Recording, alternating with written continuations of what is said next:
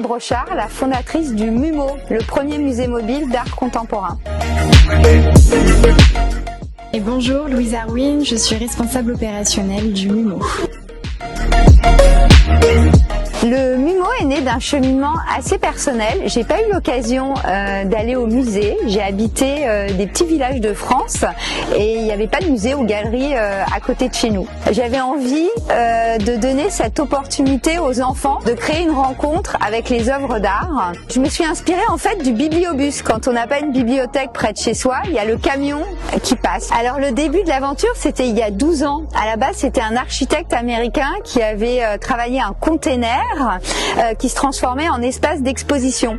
Puis, comme nous travaillons dans les écoles, nous avons été repérés par le ministère de l'Éducation nationale et le ministère de la Culture et nous avons construit un nouveau camion designé par Nathalie Crassé qui lui transporte les œuvres des territoires, donc des FRAC.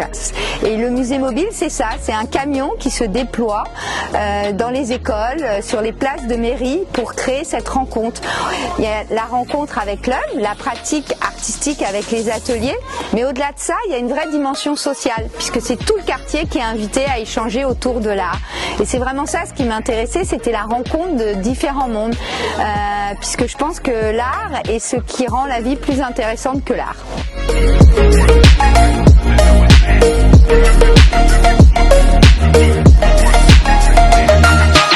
Nous avons été sollicités par la DRAC Île-de-France dans le cadre de l'Olympiade culturelle. L'idée nous est venue de faire un commissariat participatif, de demander à un commissaire d'exposition de collaborer avec un club sportif pour présenter une exposition sur la thématique du sport.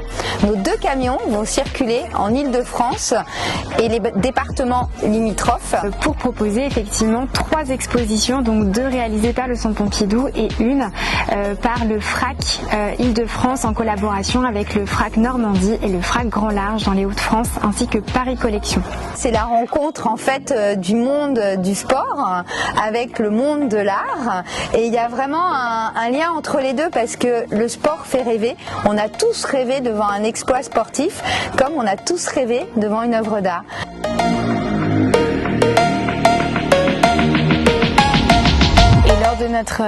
De nos itinérances en Normandie, Île-de-France et Hauts-de-France, nous allons pouvoir accueillir en plus des publics scolaires, extrascolaires, les clubs et associations sportifs, donc ce qui représente aussi pour nous un nouveau défi en termes de public. Et puis également nous allons nous rendre à la rencontre des habitants, donc des territoires isolés, des animations liées aux Jeux Olympiques. Donc ce sont surtout en fait des territoires ruraux et périurbains. Et nous allons faire partager en fait une expérience artistique, mais en fait une expérience collective, comme dans le sport. Le sport supprime les barrières entre les différentes cultures, tout comme l'art.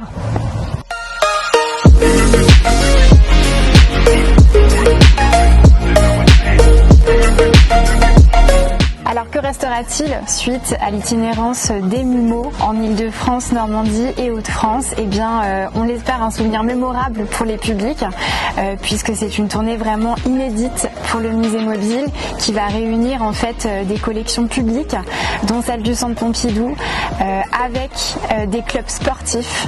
Donc c'est vraiment la rencontre entre le milieu sportif et le monde aussi de l'art moderne et contemporain.